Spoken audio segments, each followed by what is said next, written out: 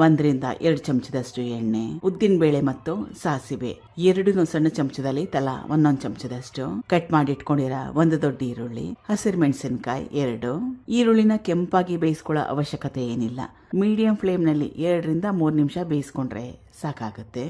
ಇದು ಉದ್ದುದ್ದ ಕಟ್ ಮಾಡಿ ಇಟ್ಕೊಂಡಿರೋ ಕ್ಯಾಪ್ಸಿಕಮ್ ಅಥವಾ ದೊಡ್ಡ ಮೆಣಸಿನಕಾಯಿ, ಹಸಿ ಬಟಾಣಿ ಸುಮಾರು 100 ಗ್ರಾಮ್ಸ್ ಅಷ್ಟು, ಕಟ್ ಮಾಡಿ ಇಟ್ಕೊಂಡಿರೋ ಚೆನ್ನಾಗಿ ಹಣ್ಣಾಗಿರೋ 1 ಟೊಮ್ಯಾಟೊ ಕಲಿಸ್ಕೋಬೇಕು. ಸುಮಾರು 5 ನಿಮಿಷ ಮೀಡಿಯಂ ಫ್ಲೇಮ್ ನಲ್ಲಿ ಬೇಯಿಸ್ಕೊಂಡ್ರೆ ಸಾಕಾಗುತ್ತೆ. ಇದು ಸ್ವಲ್ಪ ಅರಿಶಿನ, ಅಚ್ಕಾರದ ಪುಡಿ ಸಣ್ಣ ಚಮಚದಲ್ಲಿ 1 ಚಮಚದಷ್ಟು, ಧನಿಯಾ ಪುಡಿ ಇದು ಸಣ್ಣ ಚಮಚದಲ್ಲಿ 1 ಚಮಚದಷ್ಟು, ಇದು ವಾಂಗಿಬಾತ್ ಪುಡಿ ದೊಡ್ಡ ಚಮಚದಲ್ಲಿ 1 ಚಮಚದಷ್ಟು, ರುಚಿಗೆ ತಕ್ಕಷ್ಟು ಉಪ್ಪು. ಒಣ ಮಸಾಲೆಗಳನ್ನ ಹಾಕೊಂಡ್ಮೇಲೆ ಸುಮಾರು 30 ಸೆಕೆಂಡ್ ಅಷ್ಟು ಬೇಯಿಸ್ಕೊಂಡ್ರೆ ಸಾಕಾಗುತ್ತೆ. ಇದು ಮೊದಲೇ ಮಾಡಿ ಇಟ್ಕೊಂಡಿರೋ ಅನ್ನ, ಸಣ್ಣದಾಗಿ ಕಟ್ ಮಾಡಿ ಇಟ್ಕೊಂಡಿರೋ ಕೊತ್ತಂಬರಿ ಸೊಪ್ಪು ಕಲಿಸ್ಕೋಬೇಕು. ಗ್ಯಾಸ್ ಸ್ಟವ್ನ ಲೋ ಫ್ಲೇಮ್ನಲ್ಲಿ ಇಟ್ಕೋಬೇಕು. ಕಲಿಸ್ಕೊಂಡಿದ್ದಾಗಿದೆ. ಕೊನೆಯಲ್ಲಿ ಲಿಂಬೆ ರಸ. ಟ್ರೈ ಮಾಡಿ ನೋಡಿ, ಸಕ್ಕ ಟೇಸ್ಟಿಯಾಗಿರೋ ಆರೋಗ್ಯಕರವಾಗಿರೋ ಅಂಥ ರೆಸಿಪಿ ಎಲ್ಲರಿಗೂ ಇಷ್ಟ ಕೂಡ ಆಗುತ್ತೆ. Thank you for watching. ಧನ್ಯವಾದಗಳು.